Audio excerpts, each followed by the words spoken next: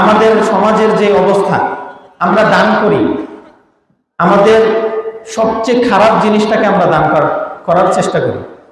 দেখবেন একজন ভিক্ষুক আসছে, সে আইসা হাত পাচ্ছে, তখন পকেট থেকে টাকা বের করে, পকেটের মধ্যে সবচেয়ে পুরান, সবচেয়ে ছিঁড়া, সবচেয়ে অচল যেই টাকাটা আছে সেটাকে বের করে ওই ভিক্ষুককে দেয়। এমন লোক আছে কি নাই? আছে না?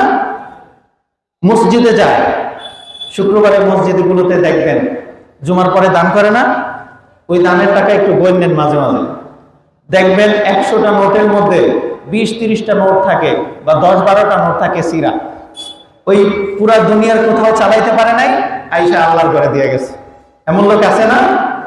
অথবা ভিক্ষুক একজন হাত পাচ্ছে, এটা দিয়ে গেছে। এটা দান নয়, এটা হচ্ছে ঠাট্টা।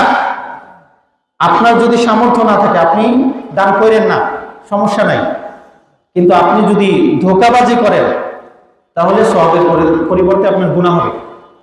আর পবিত্র কোরআনুল কারীমের মধ্যেও এই বিষয়টাকে নিন্দা করা হয়েছে। আল্লাহ তাআলা বলেছেন, লান তানালুল বিররা হাত্তা তুনফিকু মিম্মা তুহিব্বুন, যে তোমরা ততক্ষণ পর্যন্ত কোনো নেকি অর্জন করতে পারবে না, ততক্ষণ পর্যন্ত কোনো সওয়াব অর্জন করতে পারবে না, যতক্ষণ না তোমাদের সবচেয়ে পছন্দের জিনিসটা তোমরা আল্লাহর রাস্তায় দান করে দাও। ওই নতুন নোট, ওইটা পকেট থেকে বাইর করে দান করতে কষ্ট হয় না? মহব্বতের জিনিস না ওইটা? এটা তো পছন্দের জিনিস, ওইটাকেই দান করতে হবে। এই জন্য সামনে যখন দান করবেন, সিরা নোট দান করবেন নাকি সবচেয়ে ভালোটা দান করবেন? সবচেয়ে ভালোটা দেওয়ার চেষ্টা করবেন। তো এই দান আপনাকে বিপদ থেকে বাঁচাবে। আপনার জীবনে কখনো এমন কোনো বিপর্যয় আসবে না ইনশাআল্লাহ, যে বিপর্যয়ের কারণে আপনার জীবনটা তছনছ হয়ে যায়।